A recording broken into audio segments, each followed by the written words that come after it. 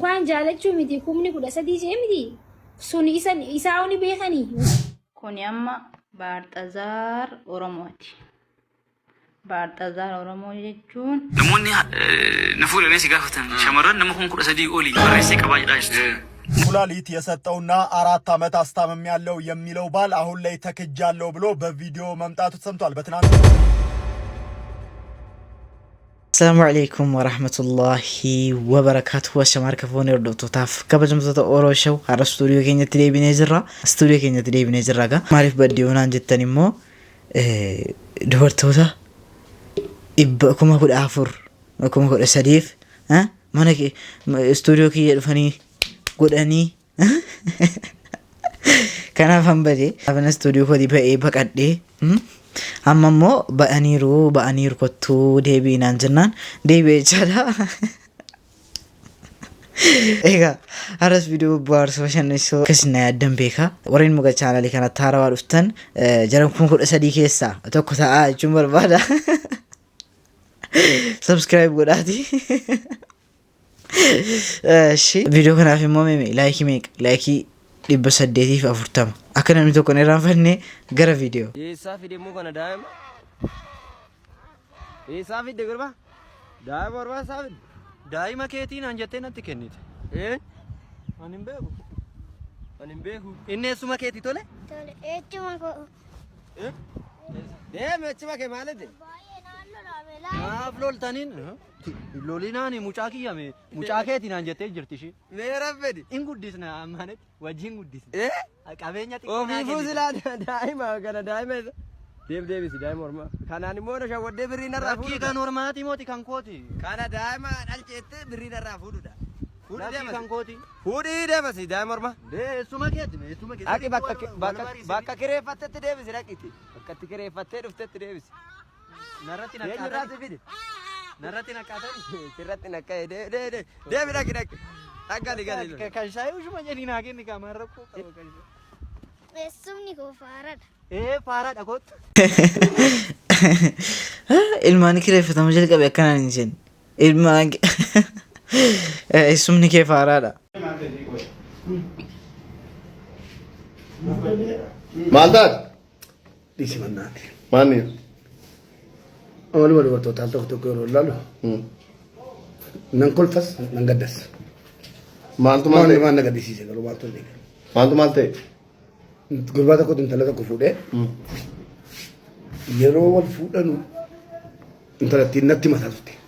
Maal? Na fuudhuu qabaa na fuudhuu inni na fuudhu malee jireenya hin danda'u afajjeessu bandee mana jettee beektaa yaa kooti. Gaafa wal fuudhanii jejaagaanu ulfoofte. Maal ulfoofte? Nama ashee. Ilma ulfoofte. Ulfoofte gaafa ulfa sana keessatti argitu gaafa jee tokko gaa. Gammaddee lafa dhiittee maal jettee natti bilbiltee himtee isaanis sarpiraayizii gootii bakka kunoo si ulfaara jetti. Booddee maaltu maal ta'e beektaa? Gaafa jajaageessu dogoggorranii achi dhaqe mana jala dhaqe qaamuu dhaqe du'aa isaa jechuun dogoggorri yoo jiraate dogoggoran umurii koo keessa dogoggori. Ulfa kana galaa ulfaa kooti. Akkam? Wallaahi ga'eetti. Maal jechuudha? Maaltu maal taanam? Mala jalaati kan dubartoota mala jala beektu.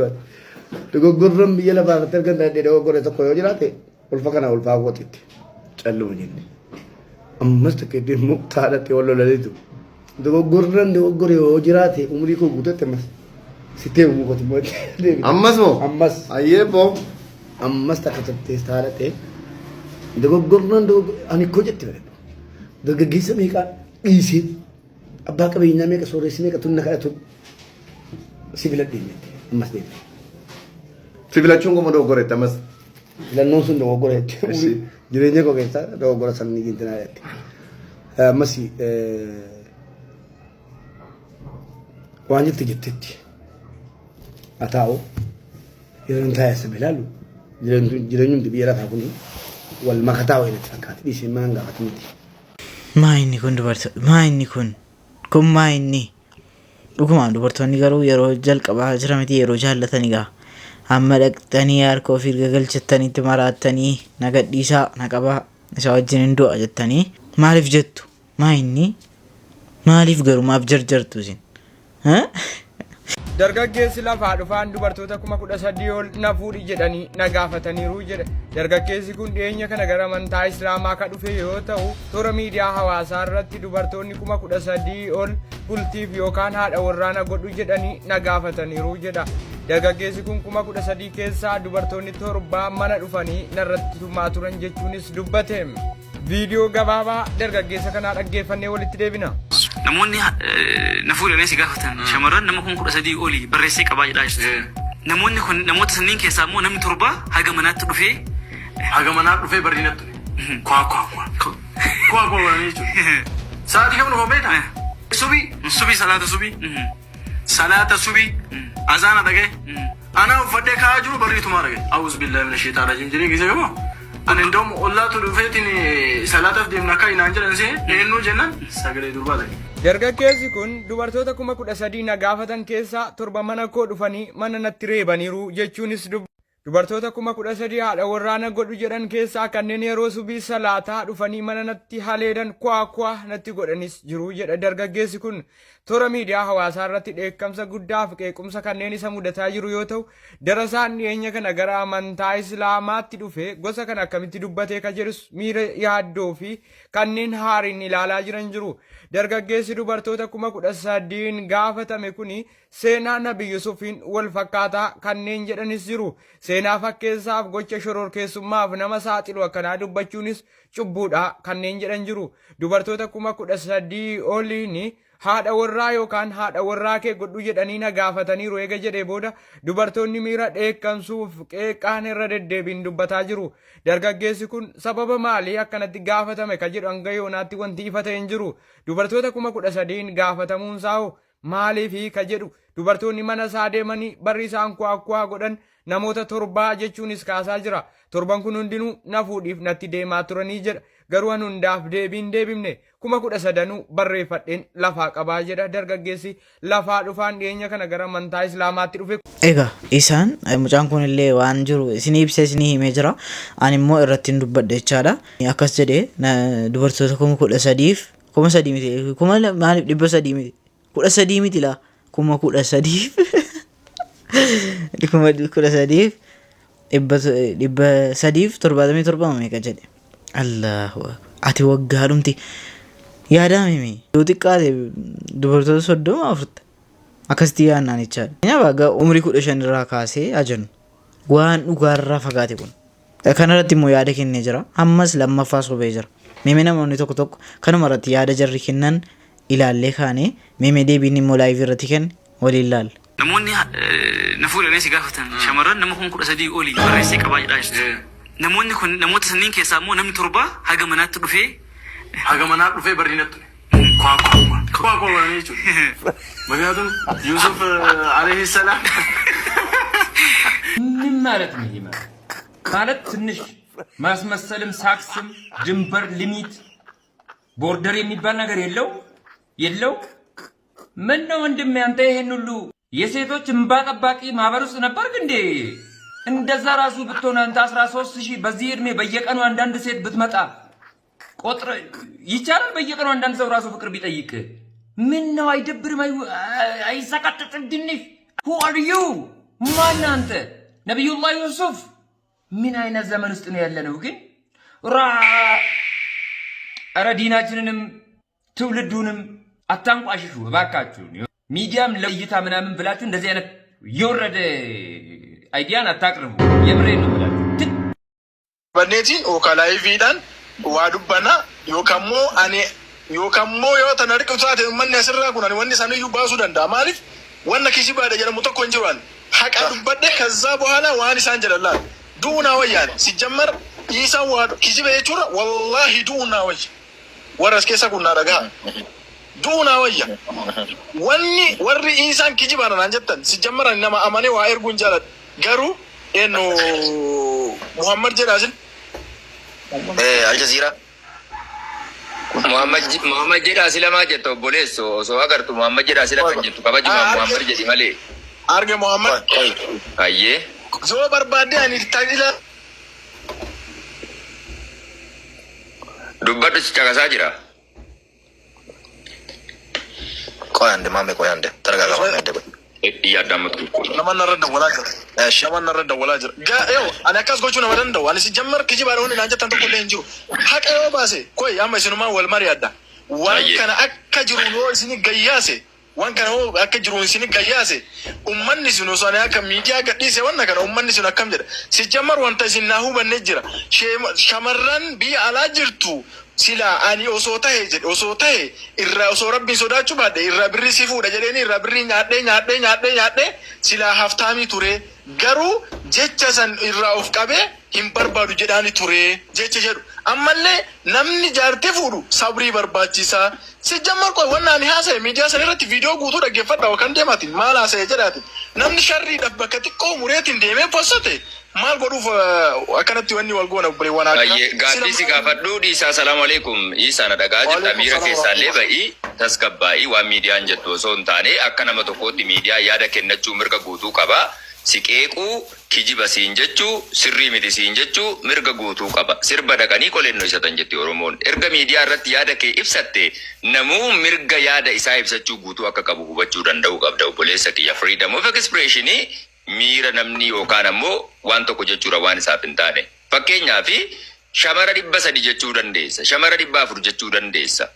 fakkeenyaaf dhugumatti shamarrumti Oromoo jirtu kun jechuudha dardarri kan amma fuudhaa geerumaa geessee jette jechuudha osoo dhuma lakkoofsaan deemnee jennee 13 yeroo jedhamu is unpredictable bro namoota kanallee bileem gochuu hin qabdu siigalee namni 13 osoo guyyaan shamarri tokko jechuudha laali guyya guyyaan shamarri tokko daily osoo hin hafin osoo dhuftee jaalala si gaafatti ta'eeti waggaa tokko keessa guyyaa 365tu jira 365 multiply by 20 years waggaa 20tti yeroo baay'istu shamara 1700 dhufa mee ilaalime ati umuriin kee yoo guddate waggaa 27 28 waan akkasii maame sirriin jirtu namni tatta eeshi dafi fitadhu sirriin jirtuuti wanni asartu hundi sirrii mitiiti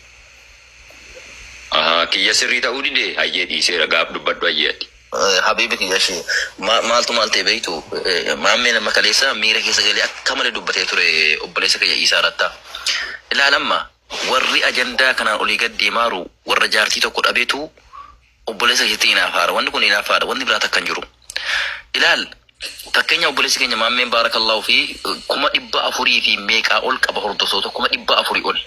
Amma keessan in boksii osoo seene nama meeqatu sabarreseera beektama mamme kan saatuun beeku inni kan nama haasaa malee sigalaamti amma mucaan kuni qabatamaan biyaas 7 ta'uu dandeessi 3 ta'uu dandeessi garuu namni gaafii dhiheessuuf nama akka keetiin bultii barbaadeeti ati nama ganaa amantii islaamaa seenee jiru nama gartee diinii sirraa mul'atuuti bultii waliin jaarana jedhanii yoo keessaan barreessanii maal lamtu nama takkaabbadutu maaf akkaabbaddanee hayyee Hamza Komantii dhuma jalattu kan I love you jettu callistee jechuudha yookaan fakkii onni ergitu osoo viidiyoo koo mara jala lakkaa'ee jedhee 13 hin taatu obboleessa kiyya adiin dubbadha kunoo innis asirra jira indee maa fakkeessitu onni dhuma osoo komantii jala keesse I love you sin jaalladha bultiifin si barbaada jechuu miti suuraa dhuma onni osoo komantii jala keesse 13 hin ga'u viidiyoo maxxansu mara irratti attam kalladdaamte way maal jara nama rabbiin wargaa jira bar ilma namaa sodaattu isin nama caala rabbii caala ana abbaan beetan kijiba naan jedha abbaan beetan najibba wallahi billahi ne nachi nama naaggarau wanni dhagmaame namni kun wal caala beetan wal tana namni kun tokko obboleettii islaamaati haalaaf amala keetutti tolee jennaan dhuftee si gaafatte obboleettii kiyya silaasiif hin taatu jaartii godhataan jirtu miti obboleettii kennu jettee eebbiftee biraa deemta malee maaliif qalamaan mazaggabuu si barbaachisee jedhe tokko naa qabadhu maaltu maqaa si mazaggabuu nagate mucaa kiyya hin taane obboleettii kiyya kan nama biraa tokko jechuudha sii galee maal bolsa taruun barbaachise daataa kana immoo yeroo hordofaan amantaa biraa dhaggeeffatu maal lamaa jedha fakkee waa jabduu wayima kan miti kun bannaati indee yoo an dhugaa ta'e immoo dhiila yoo an kijiba ta'e miidiyaa kiyya kanarraa zeeroo na haa godhu kanaan hubattanan kijiba ta'uu kiyyaayyuu yoo an immoo miidiyaan kiyya beekamtiin kiyya akkanumatti lixu dhugaadha jechuudha maaliif rabbi jaalatee dhaggee akka uummanni na dhaggeeffatuuf uummata naa dabale jechuudha kana waan hin gaafatamneedha jechuudha. Namni hundiyyuu waggaa 9 muuluu na jiraachise yoo tajedhu ji'a 9 na jiraachise addunyaa kanatti ganna baase yoo tajedhu taate rabbiif jecha of haa qabu.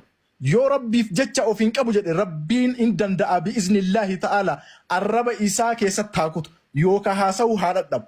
yoo ani dhugaan haqa qabaadhe ta'u haqa qabaadhe jechuudha haqa qabu ani rabbiin biiznillaahi ta'ala hin danda'a arraba isaa hana haa qabu ija isaa hana haa jaamsu kana rabbi irraa ta barbaadu inshaallah wallaahi warra akkana naan jedhe moo leeyliitti kaana abadan. Obboleesso, amantaan Islaamaa nama asfararramuudhaan miti beekte yookaan nama arrabsuu miti beekte. Dhageeffadhu isaa rattaa dhaggeeffadhu obboleesso. Kabajaan sirnaa yoo dubbatte malee yoo callistee asirratti waa nama sagalee ol fuudhanii asfararra'iitiidhaan kan dubbattu taate rabbiin gowwaa akka keenyaa yookaan miiraan nama deemu akka keenyaatii miti. Huwa Allah. Siigalee namni wayii yoo gaafii sirratti qabaate kallattiidhaan waan sana deebisuufii danda'u. Yoo dhiiftee jette ammoo rabbi beeka dhiiftee faanaa galuu malee rabbi ija hajaamsu rabbi gurra haa balleessu rabbi qubarraa haa kutu maal akkasa aboo yaa obboleeyyan waan taadhii isaa piriisii isaa meeqa kuni doorsisa no namni gaafatee mirga waa tokko baratu afaan keessa dhaabatee gogaadha jedhu ana badiitti na oofaa jira malee khayrii takkatti na oofaan jiru. Naman sodaachisirree obboleessoo kuni doorsisa.